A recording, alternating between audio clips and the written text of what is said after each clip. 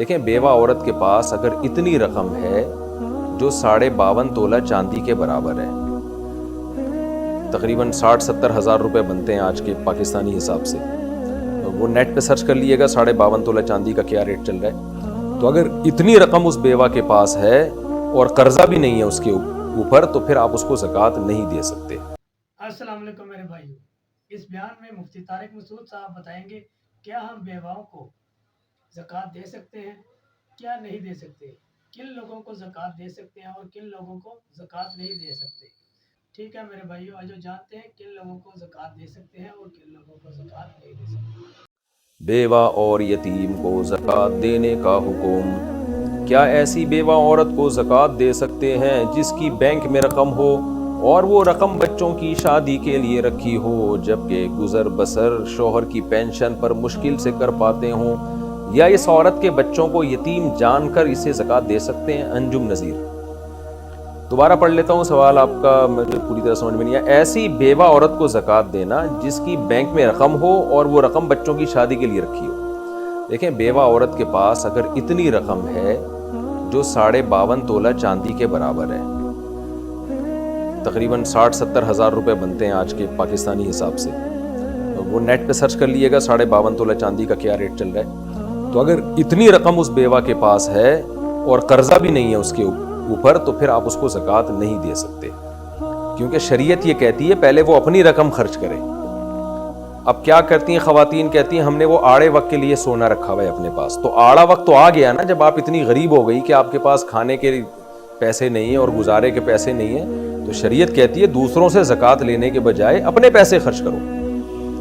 جب اس خاتون کے اپنے پیسے خرچ ہو جائیں گے اور صاحب نصاب سے کم ہو جائیں گی، یعنی 52.5 تولہ چاندی کے ریٹ فرض کریں 70 ہزار چل رہے ہیں، اور انہوں نے خرچ اتنے کر دیے کہ یہ ان کے پاس 40 ہزار روپے رہ گئے، تو اب یہ غریب بن جائیں گی، اب ان کو زکوٰۃ دی جا سکتی ہے۔ تو جب تک یہ صاحب نصاب ہیں، چاہے بیوہ ہوں یا شوہر زندہ ہوں، تو ان کو زکوٰۃ نہیں دی جا سکتی۔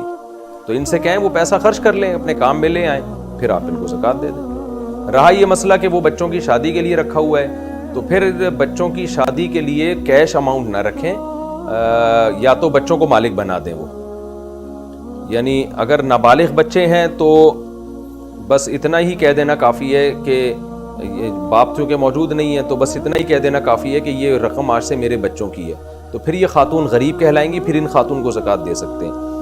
اور اگر یہ بچوں کو مالک نہیں بناتی ہیں تو پھر یہ ہوگا کہ یتیم بچوں کو زکوٰۃ دی جا سکتی ہے، کیونکہ ان کے باپ موجود نہیں ہیں، تو اور بچوں کے پاس کوئی وراثت بھی باپ نے اگر نہیں چھوڑی ہو کوئی ایسی جس سے وہ صاحب نصاب ہو رہے ہوں، تو پھر بچوں کو زکوٰۃ دی جا سکتی ہے۔ پھر اس خاتون کو بچوں کی نیت سے دی جائے زکوٰۃ، اگر نابالغ بچے ہیں، اور اگر بالغ بچے ہیں تو پھر بچوں کے قبضے میں دینا ضروری ہے۔ وہ نابالغ بچے ہیں تو خاتون کے ہاتھ میں پکڑا دیں، لیکن ان کو پھر خاتون کے لیے پھر اس کا استعمال اپنی کسی چیز میں جائز نہیں ہوگا، وہ پھر بچوں پہ ہی ان کو خرچ کرنا پڑے گا، اور بچوں کی فضول چیزوں پہ بھی خرچ نہیں کر سکتی۔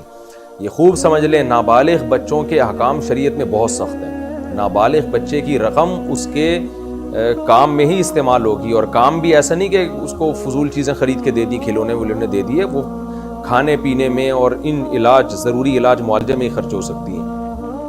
باقی اس کی تفصیل قریبی علماء سے معلوم کر لیں کہ نابالغ بچوں کی رقم کو ہم کیسے استعمال کر سکتے ہیں، وہ آپ کو بتا دیں گے پوری ڈیٹیل، کیونکہ میں نے اگر بتایا تو پھر اسی مسئلے میں بہت ٹائم ہو جائے گا۔ میرا مقصد صرف یہ تنبیہ ہے کہ نابالغ بچے کے مال کو استعمال کرنے کے لیے شریعت میں بہت سخت شرائط ہیں، ماں باپ کے لیے بھی سخت شرائط ہیں۔ ایسا نہیں ہے کہ نابالغ بچے کے مال کو ماں باپ جہاں چاہیں اڑا دیں، ایسا نہیں ہے، اس کی اجازت نہیں۔